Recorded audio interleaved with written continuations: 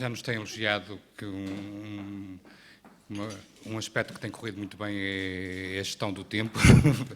Portanto, vamos tentar acabar às 6 horas, até porque, na verdade,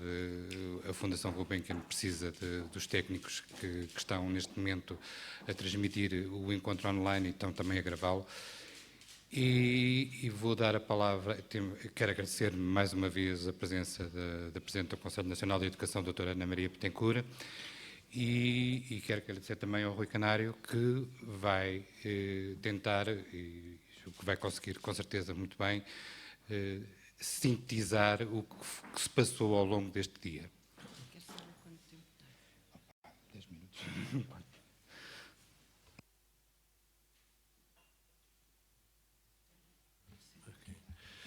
Ora, muito boa tarde a todos, saúdo os resistentes que estiveram aqui durante esta maratona em que nós recebemos uma quantidade tão grande de informação que é uma tarefa praticamente impossível tentar restituí-la,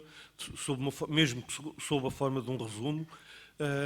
a partir de uma intervenção que foi sendo construída laboriosamente ao longo do dia por mim. Portanto, eu entendo a minha função de relator não como alguém que tem a pretensão de sintetizar o que foi dito, mas sim de partir daquilo que foi dito para expressar aqui uma visão pessoal de 3 ou 4 tópicos que me parecem fundamentais e que poderão ajudar a dar continuidade, digamos, a este encontro e a futuras iniciativas. Em termos é preciso dizer que uma das conclusões óbvias deste encontro é a importância da sua realização e essa importância deriva de podermos, ou sintetiza-se no facto de podermos afirmar que estamos vivos, como disse o Alberto Melo na sessão de abertura, e porque estamos vivos não somos desmanteláveis, porque, felizmente, também ficou aqui claro que o campo da educação e formação de adultos não é um campo que se esgote nem nas iniciativas estatais, nem na iniciativa soberana das empresas, mas que há um terceiro polo, que é fundamental, que é o polo dos movimentos sociais. Eu destacaria 4 pontos que para mim são os pontos para referenciar, digamos assim, a informação com que fui bombardeado durante este dia. Bombardeado no bom sentido, é evidente. O primeiro é que este encontro foi extremamente estimulante para nós prosseguirmos um trabalho que consiste em construir novas formas de pensar. Logo na intervenção de abertura, na conferência de abertura do nosso convidado de honra internacional, foram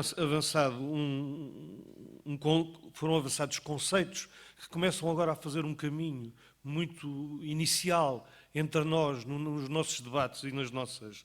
reflexões, que é a noção do bem viver ou a noção de índice de felicidade, por oposição a um pensamento refém do paradigma do desenvolvimento. Eu atrever-me aqui a sugerir,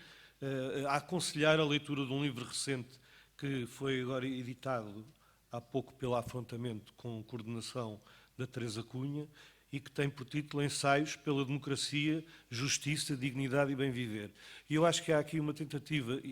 este livro é um livro muito rico, contém textos de vários autores, nomeadamente do Alberto de Melo, esta procura de um novo vocabulário penso que pode responder a um dos problemas com que nós nos defrontamos. Eu julgo que é inquestionável que o campo da educação e da formação de adultos ganhou visibilidade a seguir à Segunda Guerra Mundial, no contexto dos 30 anos gloriosos e, portanto, num paradigma de desenvolvimento, e ficou refém desse paradigma. E esse paradigma é uma ideologia desenvolvimentista que, uma vez naturalizada e interiorizada, nos desarma criticamente para fazer uma análise mais lúcida da sociedade em que nós vivemos. Nesse sentido, deram-se aqui, eu julgo, queria destacar estes conceitos que se contrapõem aos conceitos e aos índices habituais de PIBs e de comparação entre países desenvolvidos e subdesenvolvidos, etc. E, portanto, que situam a discussão da educação de adultos também nas questões dos atrasos e, logicamente, nos déficits dos adultos. Um segundo grande tópico que decorre do primeiro é que o encontro constitui um estímulo muito grande, pelo menos para mim, espero que para a maioria das pessoas, para, a partir dos exemplos que foram aqui apresentados, ainda agora o exemplo das fronteiras urbanas, do Banco do Tempo, mas foram aqui apresentadas várias comunicações que dão conta da multiplicidade de olhares e da heterogeneidade do campo da educação de adultos, que é uma heterogeneidade extremamente rica e que corresponde a processos de experimentação social e de resistência aos modos de vida que são dominantes, digamos assim, e que nos permitirão ter alguma confiança e não sermos demasiado pessimistas quando pensamos no futuro e quando pensamos no modo de poder contrariar aquilo em que hoje vivemos, que é a época do capitalismo triunfante. Acho que, se não me engano, se não erro, esta é a primeira vez que neste encontro se fala na palavra capitalismo. E eu acho que é indispensável recorrer a vocabulário muitas vezes considerado obsoleto para nos situarmos no presente em relação aos nossos problemas. E nesta sociedade de capitalismo triunfante à escala mundial, a maioria de nós que são trabalhadores assalariados aprendem para trabalhar, ou seja, a aprendizagem é desenvolvida num contexto de subordinação funcional à produção, à produtividade e, portanto, ao paradigma do desenvolvimento, e trabalham para sobreviver. E, portanto, ao contrário do ideal vivido nos anos 70, de que caminharíamos para uma sociedade de lazer, e poderíamos caminhar, e podemos caminhar para uma sociedade de lazer se fizermos outra gestão do tempo e se nos organizarmos do ponto de vista social de outra maneira. Estas novas formas de viver, que estão exemplificadas nos resumos das comunicações e que foram aqui apresentadas presencialmente, são bem significativas da importância de transformar em processos de aprendizagem, processos individuais e coletivos de resolução de problemas. E que nós podemos passar a utilizar um novo vocabulário que nos vá progressivamente permitindo construir, rearmarmos-nos do ponto de vista crítico face, repito, ao capitalismo triunfante. O terceiro polo temático que me parece importante aqui assim sublinhar é de que o campo da educação e da formação de adultos vive numa tensão que pode ser balizada pelos conceitos de autonomia e de heteronomia. Eu vou explicar rapidamente o que quero dizer com isto. Foi precisamente nesta instituição, na Fundação Gulbenkian, que aqui há uns anos atrás eu visitei uma exposição de pintura de um pintor, entretanto já falecido, que também era professor, chamava-se Joaquim Bravo, é uma das figuras maiores da nossa pintura contemporânea, e numa das telas estava escrita esta frase, escrita por ele, desenhada, não é?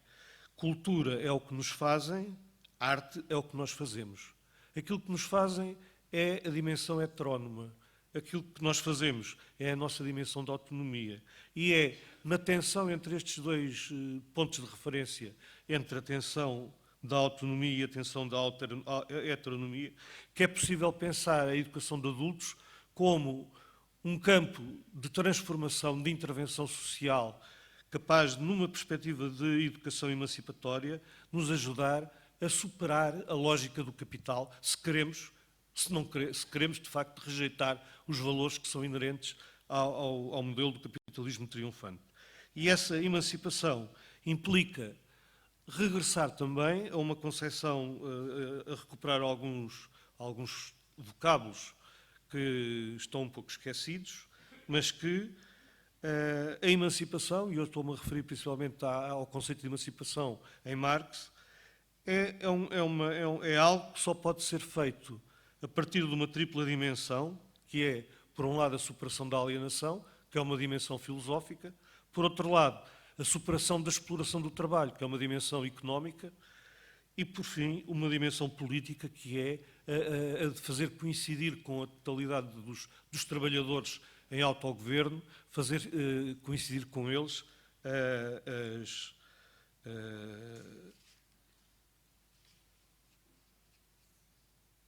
desculpem. Portanto, fazer coincidir com as classes trabalhadoras, novas classes trabalhadoras que se afirmam agora, como sujeitos da história e não como alvos ou objetos de história, ou então como se vivêssemos numa situação de fim da história. Portanto, esta tensão entre autonomia e heteronomia é particularmente relevante se nós quisermos contrapor às iniciativas estatais, quer do Estado restrito, no seu sentido mais comum, quer no Estado no sentido amplo, que integra todas as novas agências de regulação internacional, o poder soberano das grandes multinacionais, que são de facto quem domina e quem dá ordens nesta sociedade em que vivemos. É fundamental manter como ponto de referência esta referência digamos, à tensão entre os movimentos sociais e as iniciativas que são heterónomas. E aqui tivemos, desde a Conferência de Abertura e ao longo das várias apresentações, um vasto campo de exemplos concretos de como é que novas formas de pensar nos podem ajudar a construir novas formas de viver e como é que novas formas de viver nos poderão conduzir a um caminho de emancipação e de superação da lógica do capital. Sigo aqui, tenho como referência o pensamento de Mesaros. Por fim, quarto ponto que merece uma reflexão telegráfica. Por onde e para onde é que nós navegamos ou navegaremos? Eu penso que se o século XX e o século XIX e o século XX foram o século da escola, o século XXI vai ser o século da educação não formal. E isso significa uma vitória do Ivan Illich, que vai regressar perdoado e reabilitado. Se o século XIX e o século XX foram os séculos, ou foram o tempo dos professores, na terminologia do António Nova, então o século XXI será, sobretudo, o tempo dos formadores de adultos, em que os papéis de educador e de educando, de educador e de aprendente, são reversíveis e não hierarquizados, como acontece no paradigma escolar que marca a modernidade. Em terceiro lugar, terão uma relevância muito grande do ponto de vista da aprendizagem, predominará, como é óbvio, uma vez que haverá uma predominância de educação não formal, haverá uma grande relevância de atividades que unem e fazem coincidir no mesmo processo o trabalho e a aprendizagem, num processo de autogestão dos próprios coletivos de trabalho e de aprendizagem. Finalmente, gostaria de salientar que ficou claro aqui neste encontro, que nós temos uma experiência muito rica, já sabíamos isso, mas este encontro vem-nos dar novo alento, digamos assim, nesse sentido. Temos um grande potencial criativo, quer nas experiências em curso, quer no nosso passado recente. E quando me refiro ao passado recente, refiro-me ao período que começa com a Revolução de 25 de Abril. E, portanto, daí para cá nós temos vários momentos, eu agora não poderei nem deverei alongar-me sobre isso, mas que nos podem dar sinais, que eu diria que são sinais não sustentarão propriamente uma visão muito otimista, mas que são sinais portadores de futuro e que nos permitem, pelo menos, não partilhar o pessimismo de quem comparou aqui os viajantes da educação de adultos a passageiros do Titanic, não é, que dançam enquanto o navio se afunda. Eu também sou um pessimista, aliás, eu sou um otimista bem informado, é isso que eu me considero. Acho que não há motivo para pessimismos e que, a longo prazo, eu acho que não há melhor maneira, foi o que eu, enfim, fui aqui construindo durante o dia, para fechar esta sessão de trabalho, que é fechar como abriu, com a citação do Gramsci, que foi feita pelo Rui Seguro, de que precisamos de aliar o pessimismo da inteligência ao otimismo da vontade.